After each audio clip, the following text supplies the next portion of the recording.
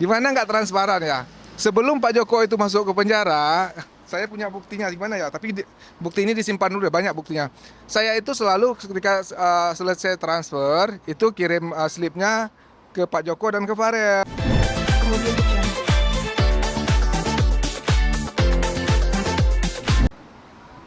Ya, Om dan juga para kemarin kita habis dari KPAI. Eh, Ya, Pak datang ke sana. ya, Nah, yang jadi penting adalah ketika dia memberikan klarifikasi, dia juga mempertanyakan Om sebenarnya apa sih yang dituduhkan, karena dia tidak merasa apa yang selama ini Om Rais tuduhkan iya. adanya penyalahgunaan uang terhadap. Nah, sekarang saya pernah nggak menundingkan bahwa keluarga Farel menggunakan uang seperti itu? Pernah nggak? Ada nggak bukti tudingan itu? Nggak ada lah. Yang ada Farel bicara di podcast Dani Sumargo. Berapa kali saya harus menjelaskan? Tidak ada tudingan. Coba lihat ada nggak video saya di podcast itu? Tidak ada sama sekali. Yang ketika Denny Sumargo menanyakan perihal uang 10, berapa uang yang dihabiskan, tapi saya menjawab dari kejauhan itu ya pendapatan kira-kira ya kurang lebih. Saya ini manajemen ketiga loh. Saya ini kebagian-bagian Farel mau perubahan suara. Farel itu viralnya di tahun-tahun awal ya. Nah itu. Kalau sekarang kan kayak sekarang hampir 2 bulan nggak ngejob, tapi dia tetap masih bertahan hidup di sini gitu loh. Jadi bukan Farel yang dulu yang sehari bisa ngejob dua apa tiga tempat, enggak gitu loh. Artinya tudingan ini terjadi pada tahun sebelum Om menjabat artinya ya Om. Untuk Farel. Saya ngomongnya kan akumulasi kira-kira pendapatan awal itu karena Farel kan jobnya kan kencang banget di awal-awal. Ya katakanlah dia mestinya rate jobnya itu 75 juta sampai 100 juta. Belum lagi saweran-saweran, dia pernah dapat saweran itu sampai hampir 70 juta. Pernah waktu dia manggung di Kalimantan banyak orang-orang sultan yang mengundang gitu kan. Di awal-awal kan masih ada lah video-video yang gitu loh. Rel, maaf, mungkin ayah kemarin mengatakan meminta 1 atau 2 juta katanya. Oh gitu ya, Itu coba Pak gimana Rel. Rel? Ya mungkin ya kalau dibilang itu emang iya tapi sering mintanya. Terus juga dia tuh minta 1 juta atau 500 tuh baru-baru ini juga. Bahkan di lapas kemarin dia juga tetap minta. Bahkan aku bantu dia buat ini itu segala macem. Berapa total waktu dia di lapas kemarin, Rel? Om kan tahu, jangan Ya, ngomong aja kok nggak. di waktu di lapas itu hampir 40 juta, entah itu bayar untuk pengacara segala macam ya. Ya makanya saya bilang di sini ada orang lain yang ingin mencari panggung di sinilah, itulah istilahnya ya. Padahal kan kita tahu lah ya.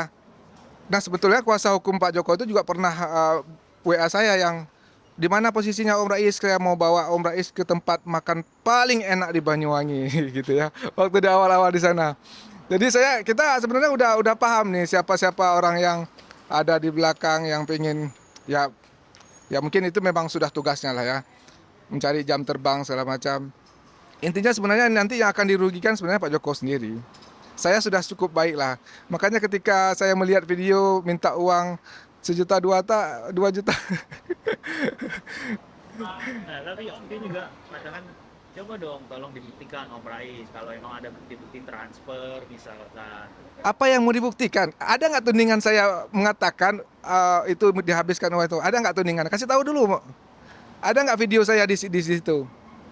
Apa yang mau dibuktikan? Dia kalau mau pengen tahu uang anaknya.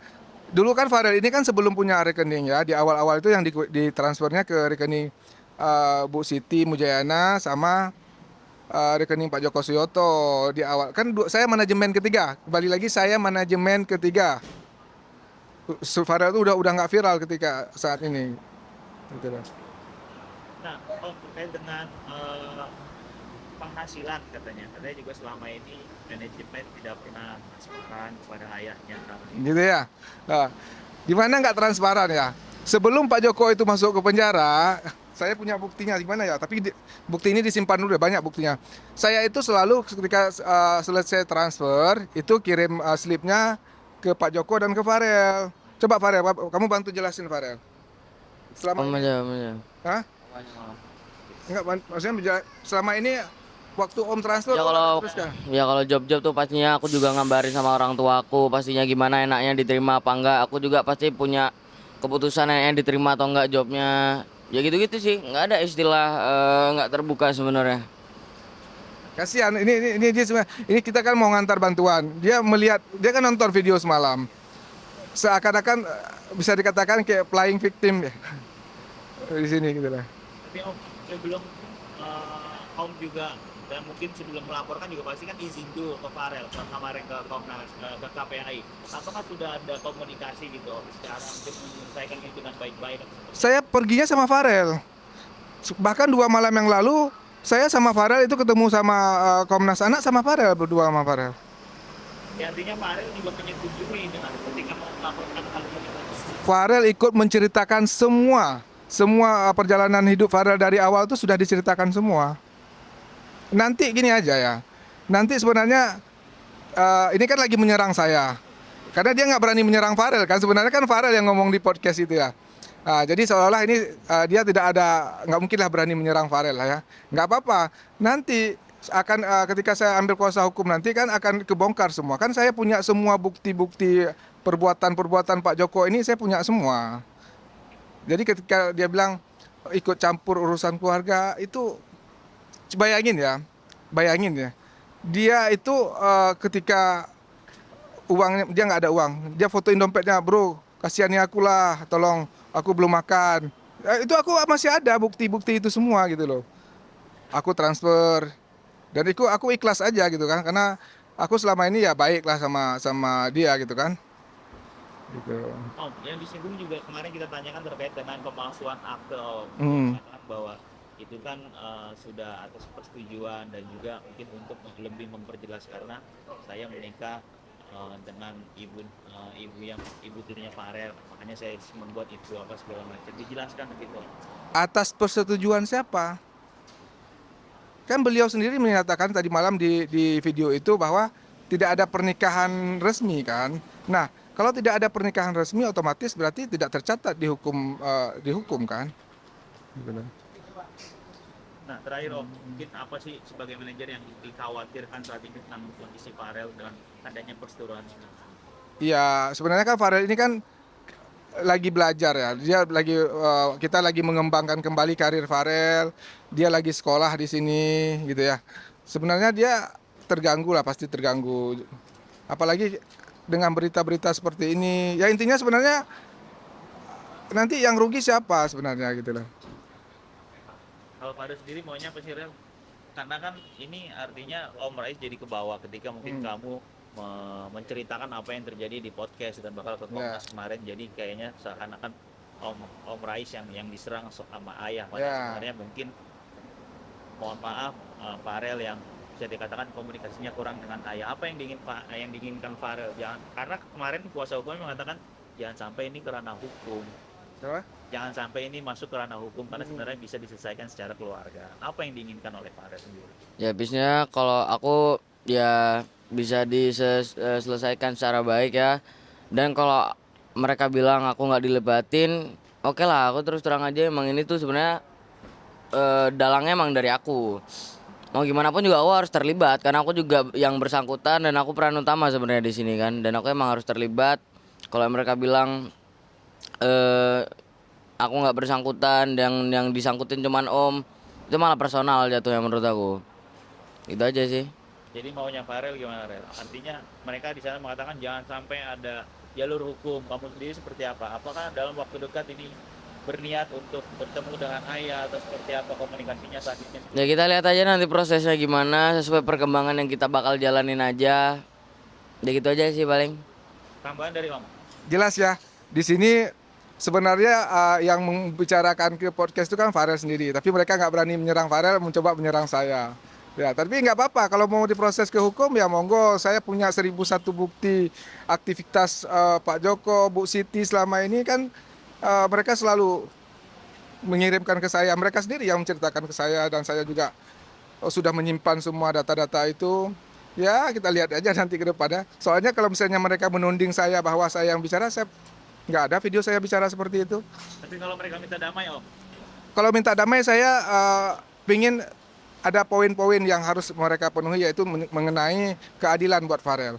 Karena kalau misalnya penderitaan Farel terus berlanjut sampai dia dewasa, ya kayaknya sama aja, buat apa huru hara ini selesai tapi penderitaan Farel nggak selesai. Itu poin apa yang menegaskan mungkin keadilan itu? Ya keadilan itu otomatis keadilan ya harus jelas lah. Ya kalau misalnya memang ibu kandungnya Farel siapa, ya ditulislah nama ibu kandungnya di situ kan. Maksudnya itu kan satu keadilan juga buat dia gitu loh. Ya intinya jangan sampai Farel ini menjadi kewajiban membantu, ya nggak masalah ya, sesuai, karena Farel ini kan lagi dalam pendidikan dan job Farel itu nggak seperti dulu. Contoh 2 bulan ini dia nggak ngejob gitu loh, dia aktivitas sekolah masih tetap saya urus di sini, dari makan dia semuanya saya urus di sini. Apa kemarin apa yang disampaikan lagi buat Ayah mungkin? Ya semoga lekas membaik ya, sehat-sehat di sana. Ya jaga diri. Mau damai nggak Rel? Mau damai ya mau aja ya, aku ngikut apa kata Om sih. Kalau menurut aku emang harus ada perjanjian yang tertulis gitu, karena kalau semisal cuman dari omongan aja takutnya terulang lagi dan gini-gini lagi. Tapi Ayah nggak ada komunikasi dengan sampai hari ini.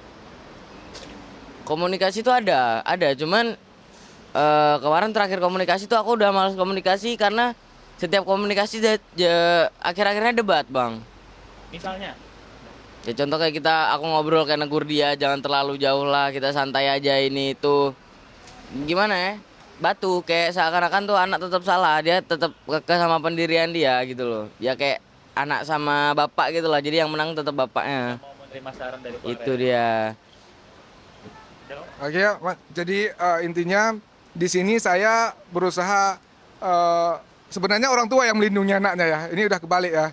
Jadi di sini saya mencari keadilan juga buat Farel, melindungi Farel, istilahnya biarlah dia hidup normal tanpa ada intimidasi, tanpa ada harus bicara uang. Soalnya kan Farel ini bukan Farel yang dulu yang viral banget, yang banyak uang banget. Sekarang dia masih mencoba untuk menyelesaikan pendidikannya. Kita masih di tahap untuk mengembangkan kembali karir Farel gitu. Dengan adanya dia uang, nanti dia masih bisa transfer ke bapaknya. Nah mungkin gini, kalau misalnya beliau lagi nggak ada kerjaan, mending urus deh sertifikat Farel, yang rumah Farel yang baru dibeli deh. Kan Farel sudah melunaskan ya, tugas mereka kemarin perjanjiannya akan ngurus sertifikat itu aja deh, kalau misalnya lagi nggak ada kegiatan daripada repot-repot kan.